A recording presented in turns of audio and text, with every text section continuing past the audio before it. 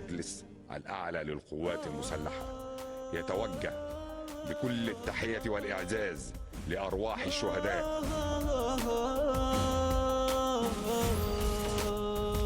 الذين ضحوا بأرواحهم فداء لحرية وأمن بلدهم.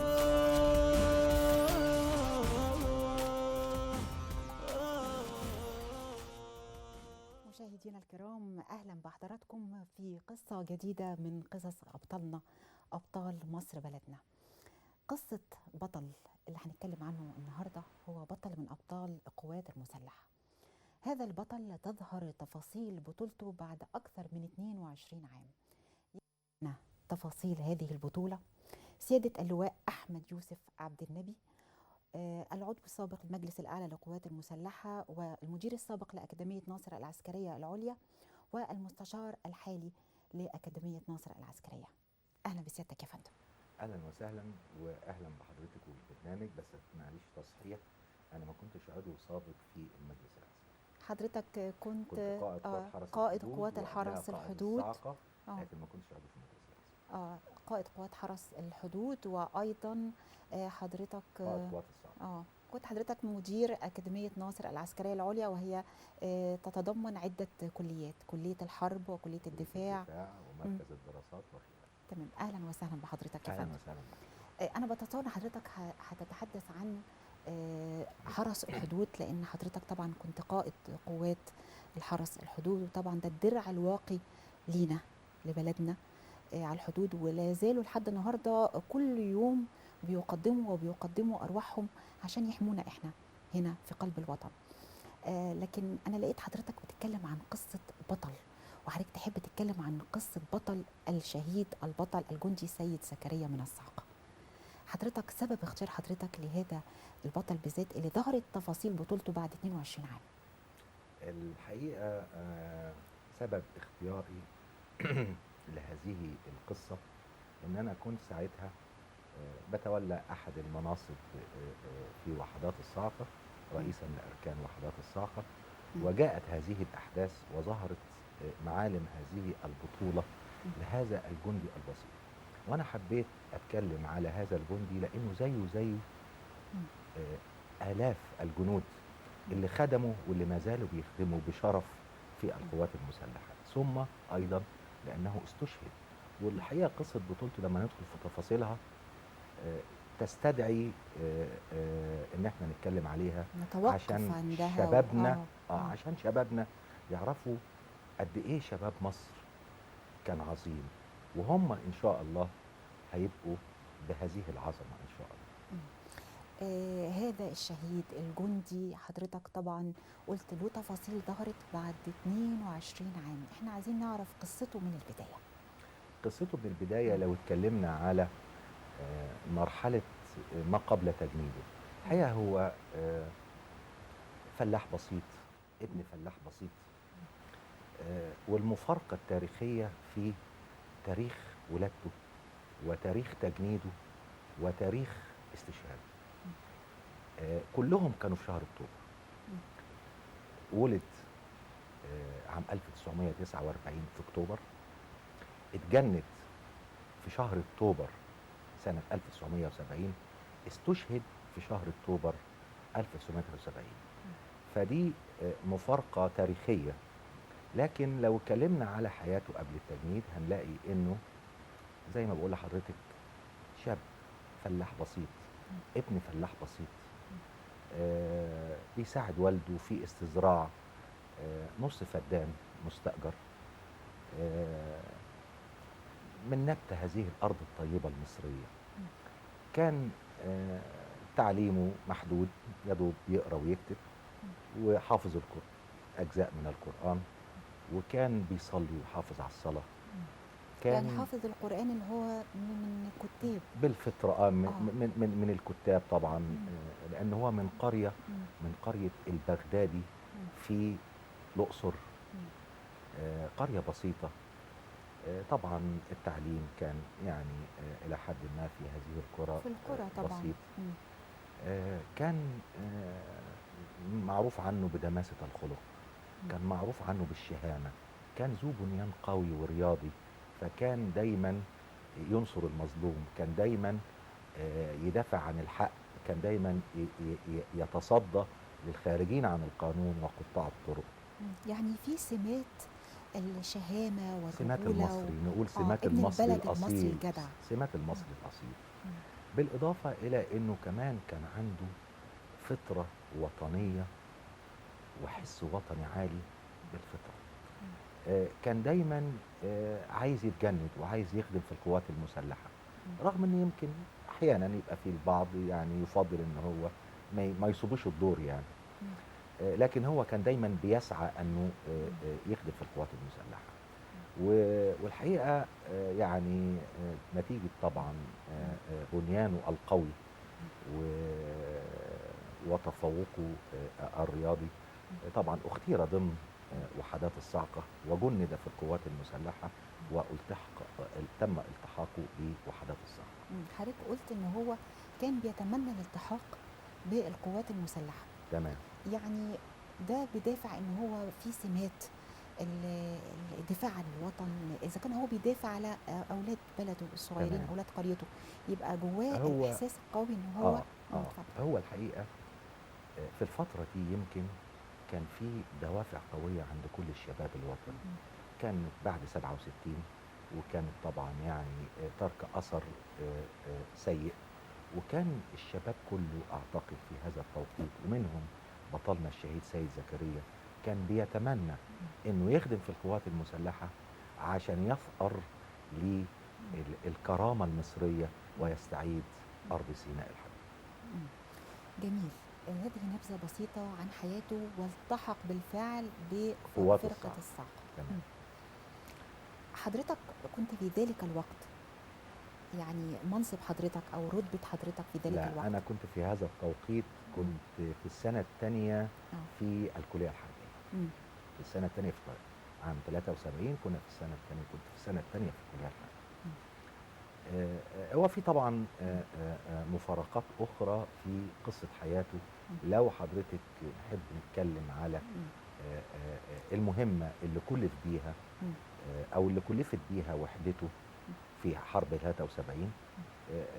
هو طبعا كان في إحدى سرايا إحدى كتايب الصاعقة اللي كلفت إبان هذه الحرب إنها تقوم بأعمال داخل سيناء، وكانت وحدته تحديدا مكلفة بتنفيذ إغارة وكمين في منطقة جنوب سيناء، في منطقة اسمها راس ملعب.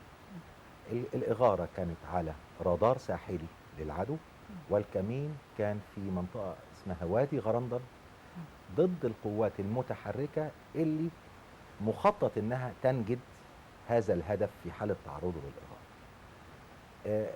شهيدنا البطل كان ضمن تم تنفيذ الإبرار ووصلوا إلى منطقة التنفيذ، وكان شهيدنا البطل ضمن مجموعة من مجموعات الكمين اسمها المجموعة الساترة. المجموعة الساترة دي بتبقى مجموعة مهمتها الأساسية إنها تستر بالنيران تقدم مجموعات العمل لاقتحام الهدف، ثم تستر بالنيران ارتدادها للتخلص من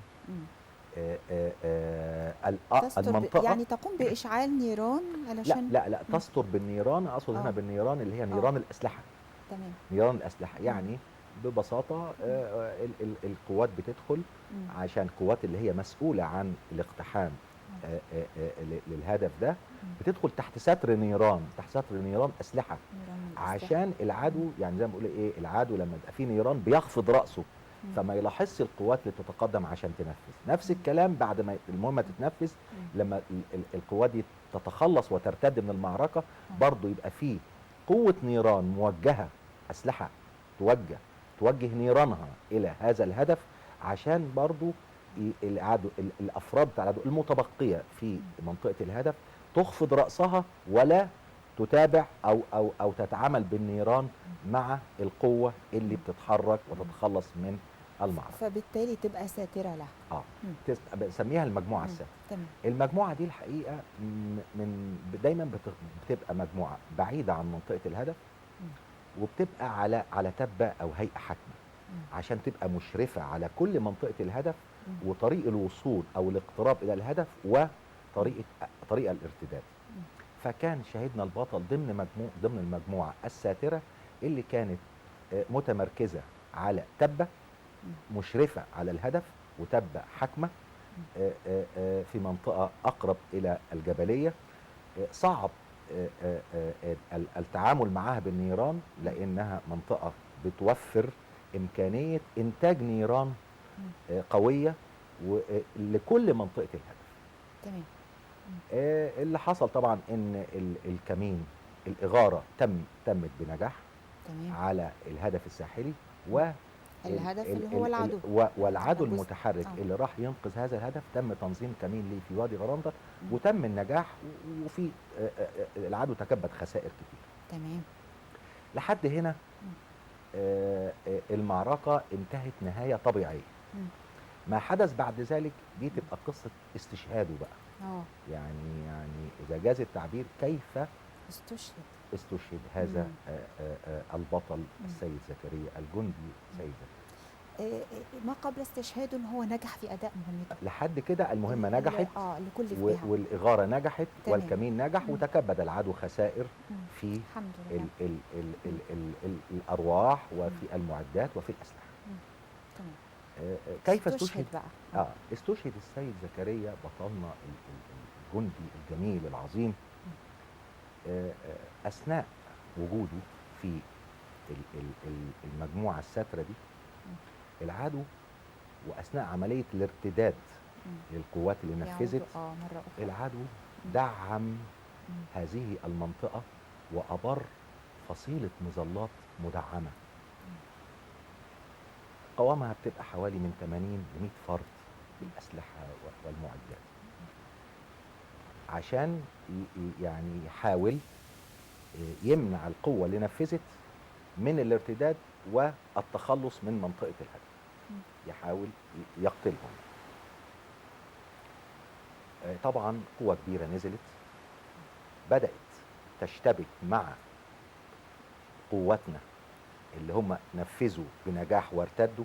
احدثت خسائر كتيره جدا جدا فيه. تقريبا معظم افراد هذه السريه استشهدوا الا المجموعه الساتره اللي كان من ضمنها شهيدنا كان موجود سيد زكريا. كان موجود في التبه الحاكمه اللي قلت حضرتك عليها. كانت طبعا بتوفر له وقايه من النيران، وكان معاه مجموعه من الافراد معظمهم استشهد واصيب 2 فقط اصابات بالغه. اصبح هو بس اللي موجود على هذه التبه من ضمن المجموعه السابقه. بقيه السريه كلها اللي استشهد واللي اصيب ولم يتبقى غير شهيدنا البطل سيد زكريا. يعمل ايه شهيدنا البطل سيد زكريا؟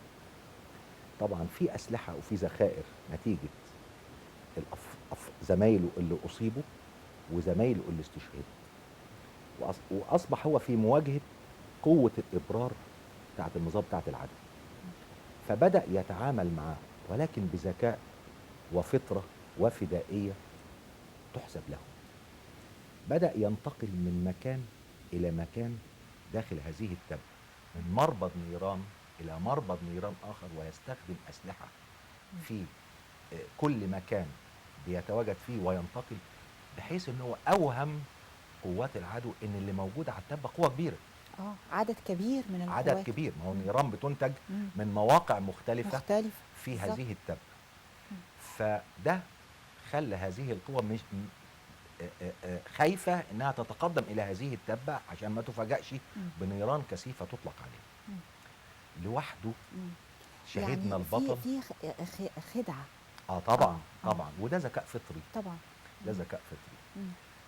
والموقف والجرأة والشجاعة.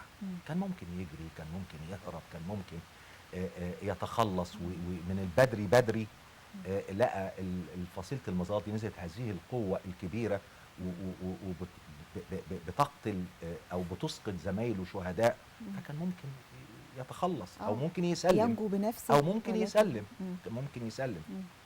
لكن هو ابى على نفسه كل هذا، برجولة وببسالة. برجولته وبسالته وبأصالته المصرية العظيمة. بدأ يتعامل مع هذه القوة منفردا من خلال مواقع مختلفة على التبة وبأسلحة مختلفة. الأمر اللي أذهل هذه الفصيلة ومنعها أنها تتقدم. طب عمل إيه منفردا؟ قتل 30 فرد من هذه القوة استطاع بمفرده. لوحده بمفرده باستخدام الأسلحة والذخائر بتاعت زمايله اللي استشهدوا واللي أصيبوا. لحد ما قائد هذه القوة بتاعت العدو طلب من أحد الجنود الإسرائيليين إنه يلتف عن بعد وخلف هذه التبة ويشوف إيه الأسلحة والمواقع والأفراد اللي موجودين فيها عشان يقدروا يتعاملوا معاها بشكل كويس. هذا الجندي الإسرائيلي فعلا التف ونجح في الالتفاف من مسافة بعيدة خلف التبة، ففوجئ أنه جندي وحيد اكتشف يتحرك يمينا ويسارا وأماما وفي الخلف على هذه التبة ويطلق النيران من مواقع مختلفة. أطلق عليه دفعة رشاش، أسقطه شهيد. فهنا دي قصة استشهاده، وعشان كده هي قصة الله يرحمه. يعني الله يرحمه. زي ما حضرتك بتحكي كده وبتروي لنا هذه القصة، زي ما بنشوف فيلم بيبقى من صنع الخيال، بنقول ازاي واحد قدر على مجموعة كبيرة في الافلام البطل الشجاعة فده بقى يعني بالفعل بطل حقيقي مصري اصيل، جندي مصري اصيل، قدر انه أصيل فلاح اصيل، قدر يتغلب. شوف حضرتك كما تروي هذه القصة على كام فرد وما سبق ذلك من بطولات له برضه وبعد ما تقدم. يعني فعلا يعني فعلا ونعم البطل.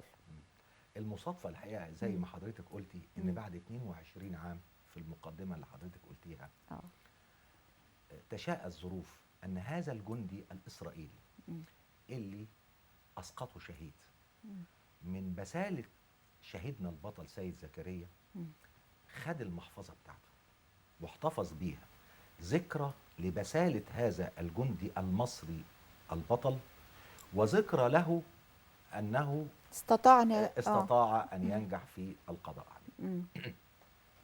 تشاء الظروف أثناء عمله في ألمانيا هذا الجندي الإسرائيلي بيعبث بمتعلقاته يلاقي محفظة شهيدنا البطل سيد زكريا وكان فيها جواب موجهه لوالده. هذا الجواب لم تتح له الظروف انه يبعته لوالده لانه اجراءات بقى الاستعداد للتحرك والابرار والانتقال الى منطقه تنفيذ المهمه منعته او حالت دون ان يرسل الخطاب لوالده. ثم يتذكر هذه المعركه، هذا الجندي الاسرائيلي يتذكر هذه المعركه ثم وهو في يستشعر وهو في ألمانيا هو في ألمانيا يستشعر أنه واجب عليه أن تحكى قصة هذا البطل، فكتب تقرير ببطولة شاهدنا سيد زكريا وسلمها للقنصل الإسرائيلي في ألمانيا. القنصل الإسرائيلي في ألمانيا بدوره سلمها لرئيسة المكتب الدبلوماسي المصري في ألمانيا في محفل دبلوماسي وأشاد بهذا البطل وسلم المحفظة بتاعته وسلم تقرير على لسان الجندي الإسرائيلي اللي أسقطه شهيد ببسالة شهيدنا البطل سيد زكريا. لعل وعسى الإسرائيليين يتعلموا من بطولته واستبساله وحبه الشديد لوطنه. ده مصداقا لكلام حضرتك يعني هو كان يتمنى ذلك طبعا يعني. مصداقا لكلام حضرتك الصحف الإسرائيلية كتبت عن شهيدنا البطل سيد زكريا وأشادت بموقفه البطولي في هذه المعركة أو هذه العملية وسميته أسد سيناء، أطلقت عليه أسد سيناء. تمام. فيعني الحقيقة لكن طوال 22 عام يعني هذه التفاصيل لم تظهر ومتعلقاته اللي تم الاحتفاظ بها، يعني طب ليه ما كانش قبل كده؟ هو الحقيقة اللي نجا من هذه السرية 3 وكانوا مصابين إصابات بالغة و3 جنود فقط، مم. والباقي كله استشهد. مم. فاللي عاصر هذه المعركة وشاف بطولاتها مم. هم الجنديين اللي مم. كانوا مع سيد زكريا شهيدنا البطل في المجموعة الستر، مم. وكانوا أصيبوا إصابات بالغة. ويعني مع الأحداث أعتقد إن هم اتكلموا يعني لما بدأت تظهر القصة الحقيقة، أحد زمايله اتكلم وأشاد بيه في الصحف ونوه وحكى القصة بالكامل، قد إيه سيد زكريا كان بطل عظيم، وحكى القصة بالكامل زي ما اتحكت على لسان الجندي الإسرائيلي اللي أسقطه شهيد.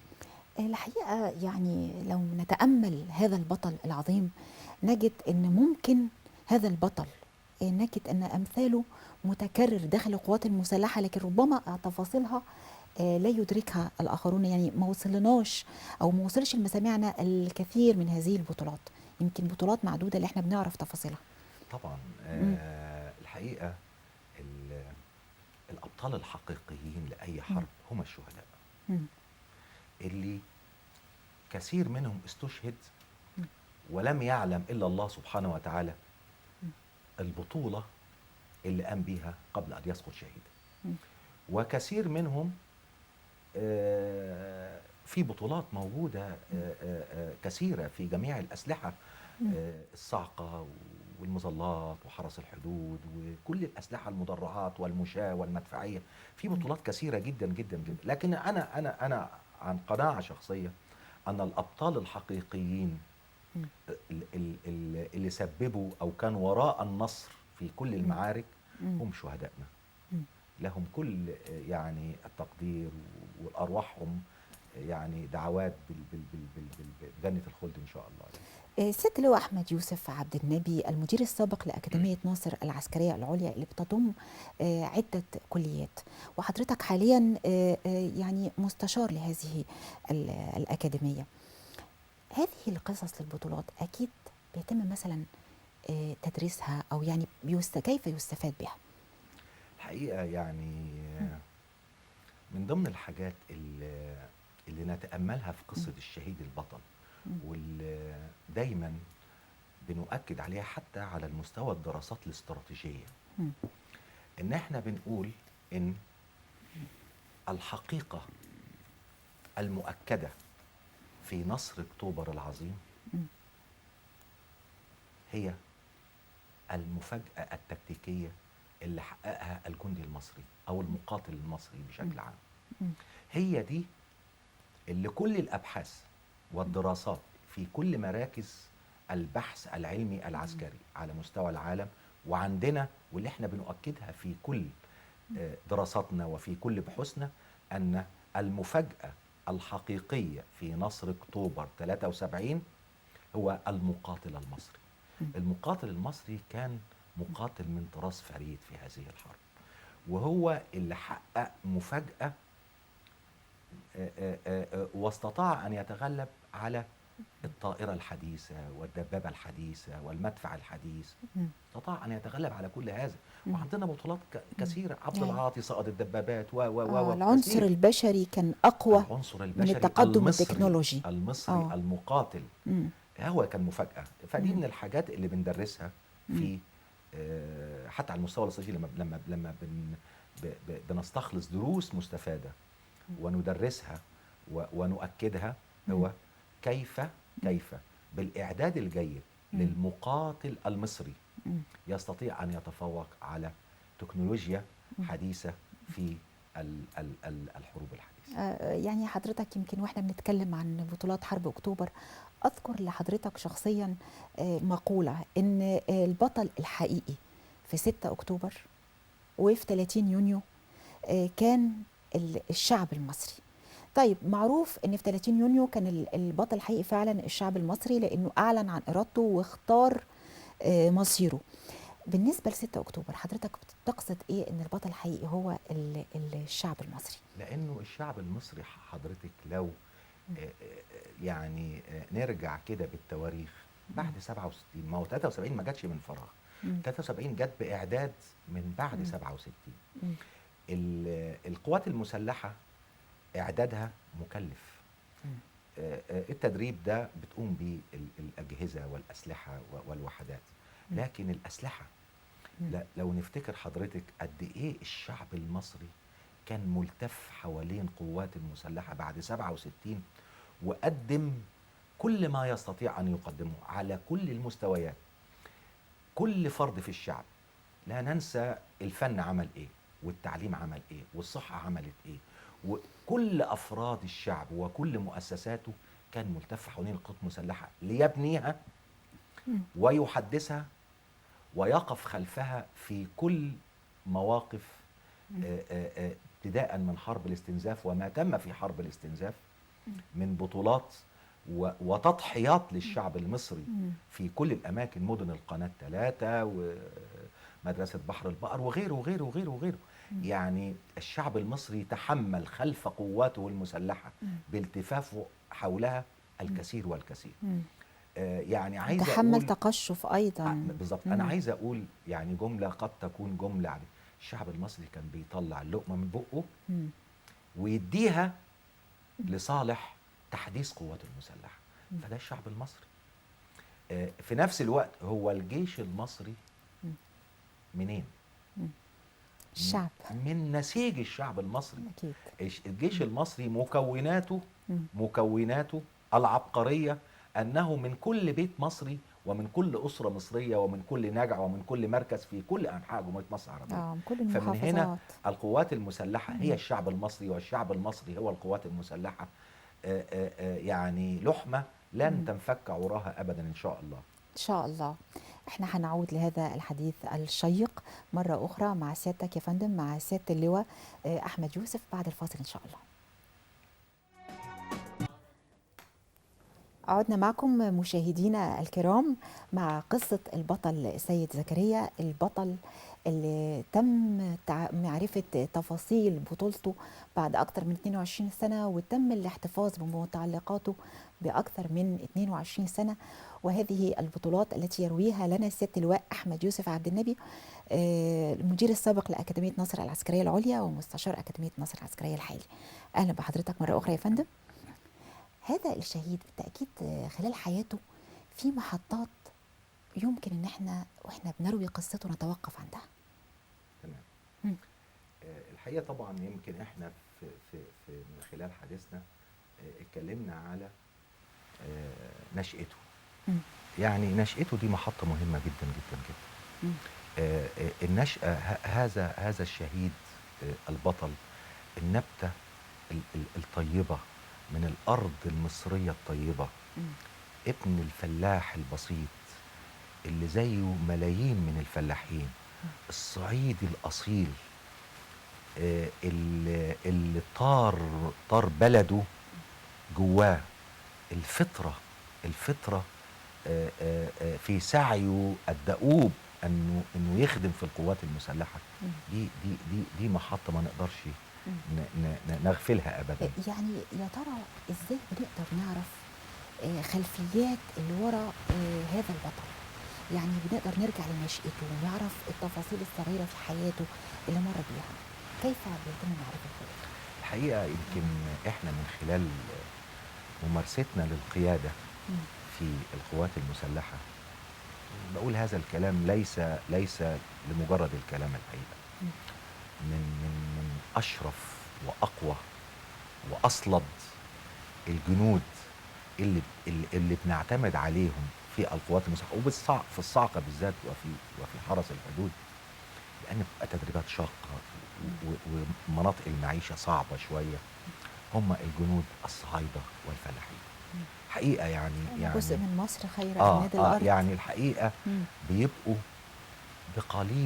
بقليل من التشجيع، انك يعني تطبطب على كتفه كده وتقول له شد حيلك، وانك انت تاخد بالك من اسلوب معيشته وتوفر له الاسلوب المعيشة المحترم، وتتعامل معاه باحترام في اطار انضباط.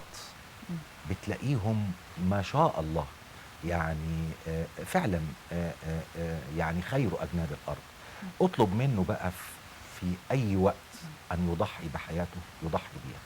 يعني هو عنده استعداد فطري ان هو سماته الرجوله، حب الوطن، الاستبسال، وايضا بيدخل القوات المسلحه بيلتحق بها مصنع الرجال. بالظبط. فبيكون التعامل من خلال القاده بهذا الشكل اللي حضرتك بتتحدث عنه. الحقيقه يعني فعلا احنا بنتعامل مع الجنود بهذه الطريقه، وخصوصا في الصاعقه الحقيقه، لان برضو الصاعقه ليها طريقه خاصه في التعامل، لان المهام صعبه، المهام فيها تضحيه بالنفس، محتاجه تدريبات شاقه.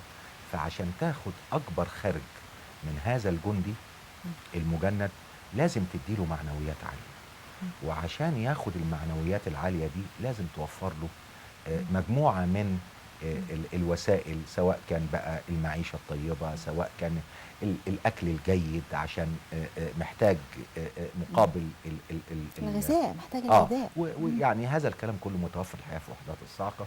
وعشان كده بتلاقي افراد الصاعقه يعني الواحد دايما بيبقى. حضرتك كنت قائد في وانا فرق كل الصاعقة. خدمتي اكتر من 35 سنه في حضرتك الصاعقه. معتز بالصاعقه طبعا بالتحديد بلا شك، أكتر كل خدمتي باقي من البنات. ملازم وحتى قائد صاعقه. آه. فالحقيقه انا بنبقى دايما بنستغرب من حاجه. الجندي اللي بيجي لنا جاي جندي مستجد، جاي بتركيبه وببراءه وباصاله، وداخل مخضوض شويه. بعد ما يتدرب داخل وحدات الصاعقه، وبعد ما يقوم بالحاجات الصعبة والتدريبات الصعبة، ينط من طيارات ويتسلق أماكن عالية ويقفز من مركبات على سرعات عالية ويقوم بأعمال خطرة جدا. واحنا قادة دايما نعمل حفلة اسمها حفلة الرديف. حفلة الرديف. نعم. لما الجنود يخلصوا فترة خدمتهم بعد انقضائها نقعد معاهم ونعمل لهم حفلة تكريم، ونتكلم معاهم ونديهم يعني بعض. ده على مستوى القوات المسلحة على مستوى ككل، ولا على كل مستوى كل وحدة صغيرة يعني. لا، على كل القوات المسلحة بيتم هذا بالمستويات المختلفة، لكن بتظهر أكتر في المستويات الصغيرة، السرية والكتيبة. فبنقعد معاهم، فدايما انا ببقى عارف، وانا مثلا قائد فصيله ملازم اول ولا نقيب ولا حاجه، ببقى عارف الفصيله بتاعتي بالاسم، وعارف والده مين واخواته مين، وبتابع، ولو عنده مشكله يحكيها لي. قائد الفصيله، يعني يمكن الساده المشاهدين ما يعرفوش الفصيله دي مكونه الفصيله دي الفصيله او الدوريه دي بتبقى يعني اصغر حاجه في السلسله بتاع التكوين العسكري، يعني بتبقى عدد من الافراد ما يتجاوزش ما بين ال 50 و60 وكده. 50 و60 دي الفصيله. بعد كده الاكبر بعد شويه كده بقى السريه والكتيبه واللواء وهكذا والمجموعه وكده. فبنبقى عارفين على المستويات القاده الصغيرين، بنبقى عارفين اسم العسكري واهله مين واخواته مين ومشاكله ايه وبلده ايه، ولو جاي زعلان تعالى يا محمد انت زعلان ليه. وهم مش علاقات انسانيه قويه احنا عندنا بين القائد طبعا وبين طبعا الجنود اللي معاه، فبتقدروا ان كنتوا يعني تركيبه النفسيه بيبقى اخونا الصغير، ولما بنكبر شويه بيبقى ابننا وهكذا. الاهم اللي عايز اركز عليه لحضرتك، وهم خارجين بقى يبقى قضى سنتين في الخدمه، بتلاقي شكله مختلف تماما عن شكله اول ما جه. ما احنا فاكرين محمد واحمد وعلي وسيد اول ما جم، تركيبته النفسيه حضرتك، تركيبته النفسيه وجسمه وطريقته في الكلام وثقته بنفسه وجرأته وانضباطه، يعني فعلا في الصاعقه في الصاعقه من التدريبات من التدريبات الشاقه ومن الثقه اللي بتتولد عنده. وده بيجي نتيجه يكتسب جرأة اكتر، يعني جرأة وثقه في النفس وبيبقى يعني يا ارض تهدي ما عليكي قد يعني. الحقيقه يعني يمكن الصاعقه بالذات بتتميز بهذا الموضوع، لان بيحسوا بذاتهم وبيحسوا ان هم ممكن يبقوا ابطال. وهو بيعمل حاجات فيها بطوله. هو لما بينزل لاصحابه يحكي لهم ده انا النهارده قفزت من طياره، ده انا النهارده قفزت من عربيه كانت ماشيه على سرعه 30 كيلو، ده انا النهارده تسلقت مانع ارتفاعه 20 متر. او الحاجه الثانيه ان دائما وابدا الضابط في الصاعقه بيبقى ملاصق للجندي، يعني كل حاجه بنعملها مع بعض. يعني لو بنعمل طابور سير بنعمله مع بعض، لو بنقفز بنقفز مع بعض، لو بنجري بنجري مع بعض، لو بننفذ مهمه رجلي على رجله. فبالتالي تتولد علاقه وطيده جدا جدا، علاقه بين انسانيه قويه. قويه جدا ما بين الجندي والقائد المباشر بتاعه، سواء كان قائد فصيله او قائد سريه او قائد كده. حضرتك ذكرت تقليد جميل، التكريم، يعني يعتبر تكريم صغير او الحفله حفله الصغيره. بسيطه، يعني يعني حاجه ساقعه بينتهوا. وقطعه تمام. جاتو او حاجه، تمام. ونقعد بقى نتكلم معاهم وهم بقى يتكلموا معانا بجرأة، خارجين بقى خلاص، ولو في حاجه ضايقتكم قولوا لنا عليها عشان ما ننفذهاش مع الدفعه اللي جايه. تمام. ويتكلموا بجرأة، ويعني وطبعا بيبقوا يعني بيحملوا جواهم مشاعر حب بقى، طبعا حب واعتزاز. واعتزاز وتلاحم قوي جدا. والله في ناس بتتصل بينا لحد هذه اللحظة. أنا لسه هقول لحضرتك، ممكن هذه العلاقة الجميلة بين الجندي وبين القائد بتاعه تستمر سنوات بعد انتهاء الخدمة. بقول لحضرتك أنا حتى هذه اللحظة، وأعلم أن هناك الكثير من القادة كده بيتصل بينا جنود كانوا معانا في بداية خدمتنا من 40 عشرات سنة، السنوات. من 40 عشرات. سنة مثلا، آه. وهم ما شاء الله بقوا جدود دلوقتي، بقى اتجوز وخلف وبقى جد، وولاده اتعلموا وولاده سافروا مش عارف بيشتغلوا فين، ويقول لي انا يا فندم جد دلوقتي، وابني فلان الفلاني، وهكذا. جميل جميل. ده أصغر تكريم هذه الحفلة الصغيرة. لو اتكلمنا عن مستوى القوات المسلحة، أكيد بتقوم بتكريم الأبطال، للشهداء. طبعا. يعني عايزين نتعرف من خلال حضرتك، كنت قائد وتعلم ماذا تقدم القوات المسلحة لأسر الشهداء الأبطال المصابين. القوات المسلحة الحقيقة يعني لا تنسى حق أبنائها أبدا، وهي مؤسسة منظمة جدا. وإحنا عندنا مثلا يوم الشهيد. يوم الشهيد ده 9 مارس 1969، اللي هو بمناسبة استشهاد الشهيد البطل الفريق أبناء. الحقيقة ده يوم بنحتفل بيه في القوات المسلحة احتفال قوي جدا. كل أفرع وقيادات ووحدات وتشكيلات بتحتفل بهذا اليوم، وبتكرم في شكل احتفاليات متتالية أبناء الأسلحة، اللي أسر الأفراد اللي من الأسلحة اللي استشهدوا أو المصابين في العمليات الحربية اللي ما زالوا على قيد الحياة، بتستدعيهم وبتكرمهم وبتحتفي بيهم. ويعني ده يوم الحقيقة القوات المسلحة بتحافظ على تكريم أبنائها من المصابين وأسر شهداء. أيضا احنا عندنا جهاز مسؤول عن هذا العمل. عندنا جمعية المحاربين القدماء، ويتبعها فرع الوفاء والأمن. الجمعية دي مسؤولية مباشرة عن متابعة كل صغيرة وكبيرة، وبتقوم بأنشطة اجتماعية، وبتعمل عمرات، وبتعمل حج لكل المصابين والأسر الشهداء من القوات المسلحة. جميل. وفرع الوفاء والأمل ده معني بالدرجة الأولى بالمصابين اللي إصاباتهم كانت بالغة قوي وتركت أثر، بحيث إنه ما يقدرش يعني أصبح ذو حاجة ماسة إلى من يعاونه في الحياة، فبيتواجد بشكل دائم في فرع الوفاء والأمل.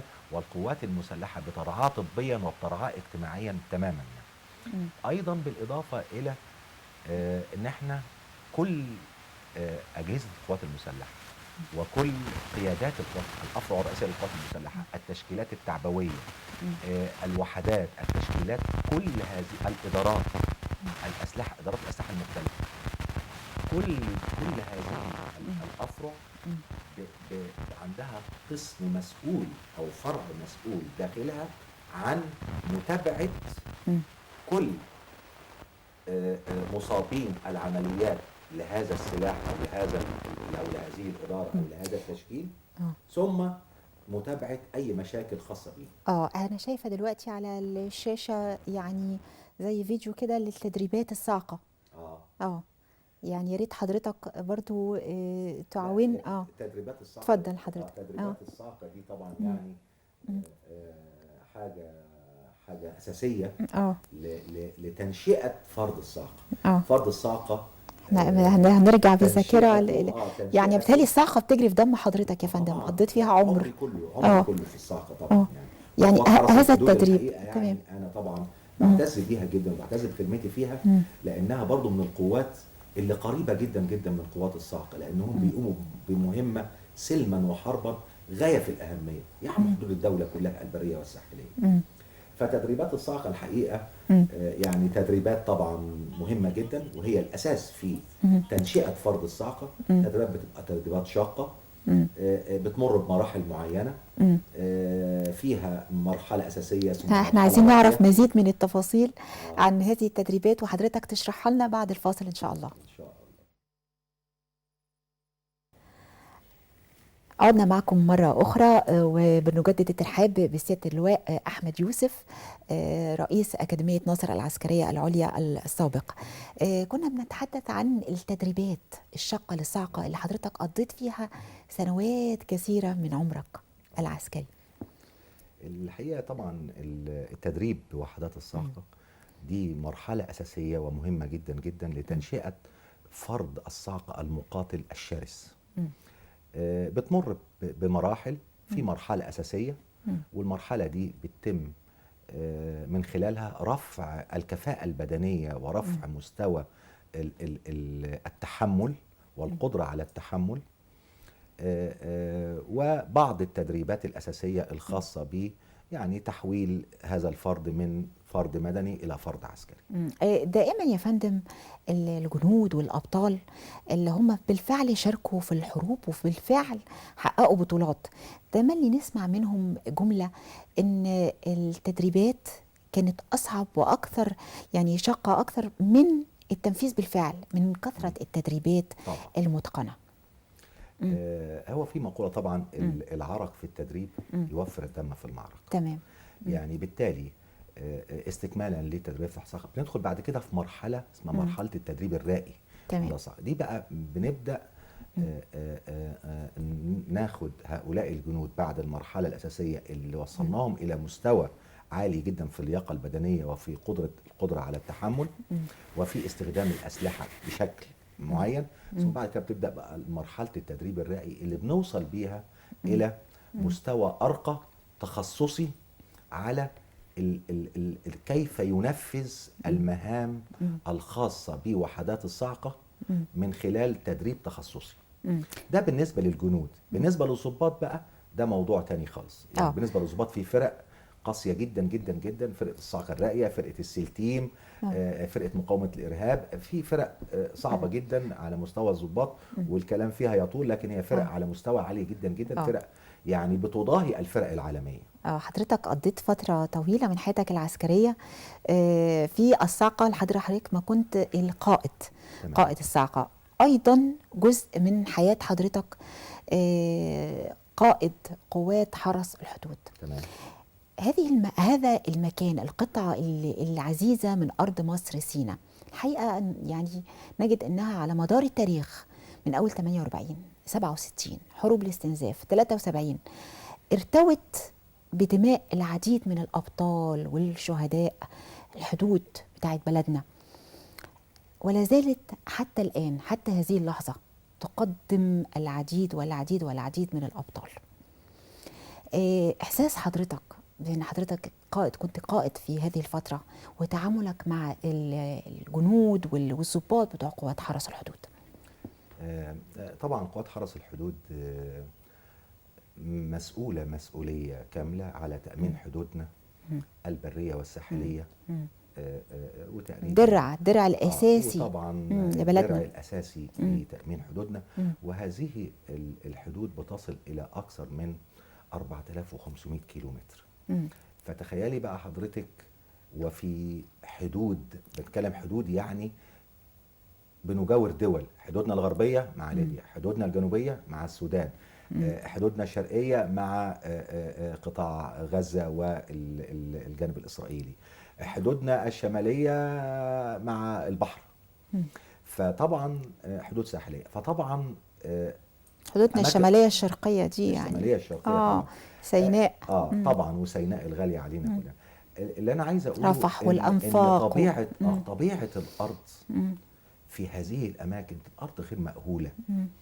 وطبعا بتبقى وسائل الحياه بتبقى صعبه، ولكن الحقيقه القوات المسلحه لا تألو جهدا انها تدعم دائما قوات حرس الحدود بكل ما هو جديد وكل ما هو يعمل على توفير الراحه للقوات، بالاضافه الى الاسلحه. كل ما يمكن تقديمه لقوات حرس الحدود من أسلحة حديثة ومنظومة مراقبة تساعد على أعمال التأمين ده بيتم. لكن جندي ومقاتل حرس الحدود بشكل عام حقيقة له كل التحية وكل التقدير، أكيد. لأنه بيقوم بواجب أكيد. وخصوصا خلال الفترة دي وال3 سنوات السابقة بيقوم بعمل بطولي. بالإضافة لأن قوات حرس الحدود مهمتها مش في الحرب بس، مهمتها كمان في السلم في الوقت العادي، مسؤولة عن الحماية طبعا. فمهمتها مزدوجة، ليها واجب عملياتي في الحروب وطول السلم وطول وقت بتقدم السلم وبتضحي بطولات، هي في حالة عمل بتقدم مستمر. بطولات. عشان كده بنقول دايما بنسميها عيون مصر الساهرة. فقوات حرس الحدود طبعا قامت بواجب كبير جدا جدا خلال الفترة 3 سنوات السابقين. حجم من المضبوطات على كل الاتجاهات الاستراتيجية سواء كانت الغربية أو الاتجاه الشمالي الشرقي أو الجنوبية، حجم من المضبوطات عالي جدا جدا من كل أنواع الخارجين عن القانون والتجارة الممنوعة سواء كان سلاح أو مخدرات أو تهريب بضائع أو خلافه. ودائما هي في الواجهة، طبعا دائما هي طبعا الدرع طبعا اللي بيحاولوا يتسللوا لينا من خلاله. طبعا وكلنا نعلم ان الظروف الحاليه الحقيقه بنقدم لهم تحيه واللي على حدودنا الاتجاه الشمالي الشرقي وعلى حدودنا الجنوبيه، ظروف الدول الشقيقه المجاوره فيها بعض الاحداث اللي بتخليهم ما يقدروش يقوموا بمهام تامين حرس الحدود من جانبهم على الوجه الاكمل. فاصبح العبء مضاعف على قوات حرس الحدود المصريه، لان اي حدود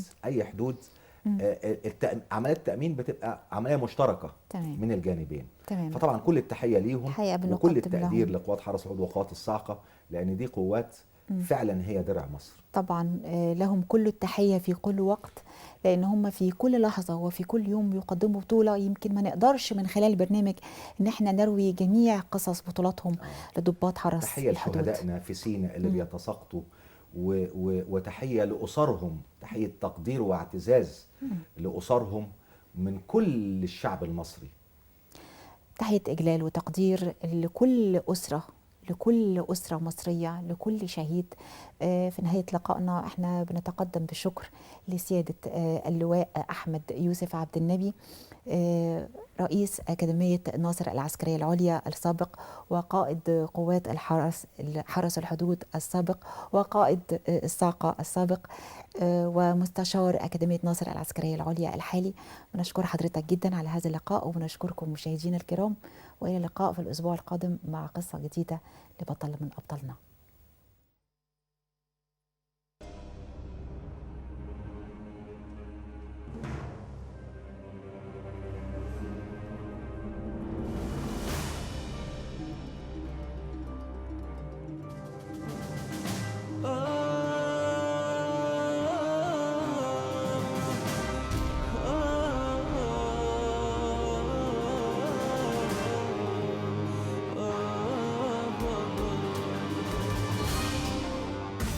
أنا اللي طول عمري ما قلتش لأ،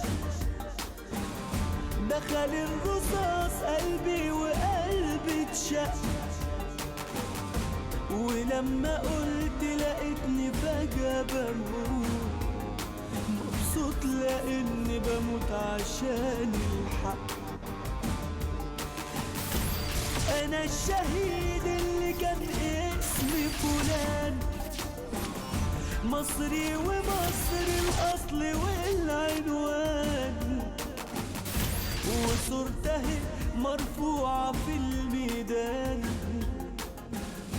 بإيدين منى ومينا وعبد الحق. أنا اللي لحد ما مت كنت